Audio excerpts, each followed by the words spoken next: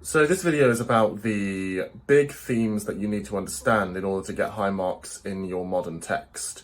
As you might know, you will study 4 texts for your GCSE exam. So you will do Shakespeare, you will do a 19th century novel, you will do some poetry, and you will do the modern text. Now, in each of those categories, there are certain themes that you need to understand in order to get a deeper insight into the text. Themes are big ideas that writers might have opinions about. Ambition, poverty, love, childhood, etc. Big ideas. And the writer has a message about that theme, that ambition is dangerous, that love is the meaning of life, that we should do more to help the poor and eliminate poverty, or whatever it is. So, what are the big themes and ideas that you need to understand in order to write effectively about the modern text? So, this will apply regardless of which modern text you're doing. Most of you will do an Inspector Calls, but you may do Animal Farm or Blood Brothers or Of Mice and Men or something like Lord of the Flies. So the first big theme that you need to understand is politics and leadership. So what is it to lead and to even rule over others? So this idea comes up in all of these texts. So in an Inspector Calls, Mr. Burling is supposed to be a leader of the community, a public man, but he doesn't really care about his responsibilities to others, and the inspector calls him out on that. And the book is a message favouring socialism, the idea we should all work together and run our society in a way that helps the poor and vulnerable. A different kind of leadership.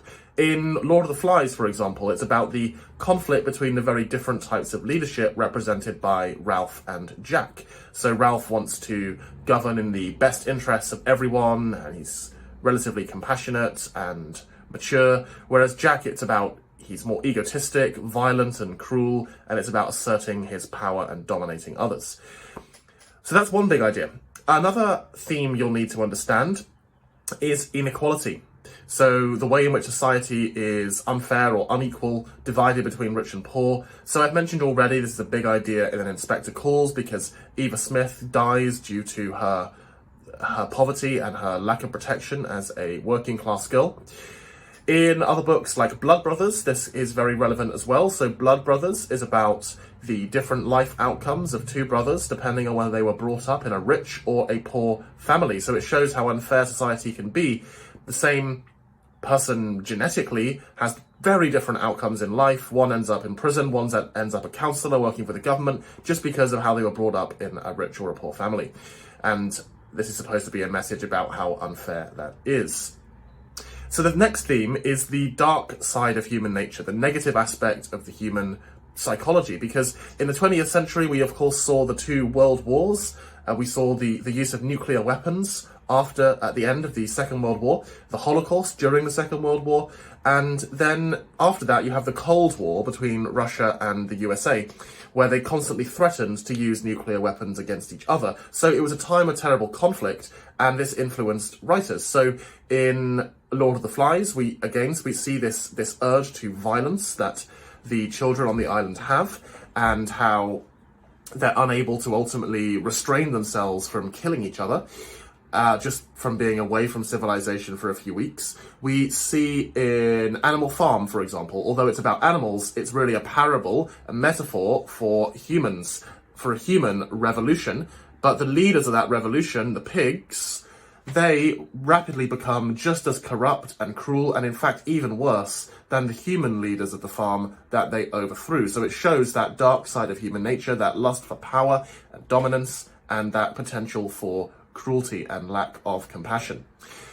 Now, a final theme that you will need to understand in the 20th century texts relates to gender, so relationships between men and women, and how these were changing and how writers viewed them. So there's the concept that you'll hear about in literature of a patriarchal society, which means it's ruled by men. Literally, patriarchy means ruled by fathers. So it's to do with the family, and how traditionally the father and the husband of the family dominated, and the wife and children were supposed to largely obey him. So we see in an Inspector Calls, for instance, the way Mr. Burling treats especially the children and dismisses their views, doesn't listen to them, even though they're more compassionate than he is. And also the way in which, for example, He views marriage. He sees his daughter's marriage to Gerald as a way of enriching the family. It's not really about her own happiness. Even when Gerald is revealed to have had an affair, he doesn't really mind that much and says he should forgive him. She should forgive him, and he cares about the financial benefits of the marriage. So he views her as like his property almost, something he can use to advance his business interests.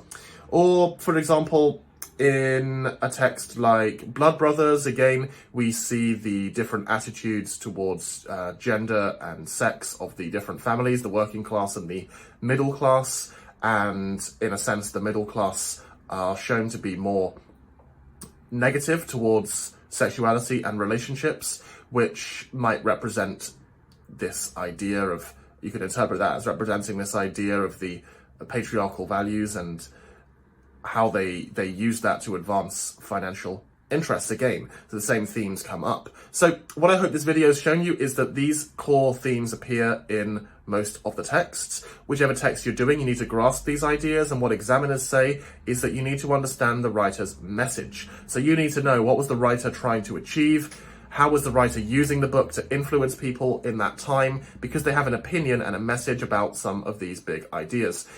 You also need to link that into the context. So if you know, for example, that in An Inspector Calls, written in 1945, the audience were more sympathetic to socialism than people were in 1912 when the play was set, you can understand better Priestley's message that we should be glad that attitudes have changed. Okay, hope that was useful. If you found this helpful, please just press subscribe, and we will have more videos on other texts, other themes, and ways in which you can maximize your potential in all of them. Look forward to seeing you again.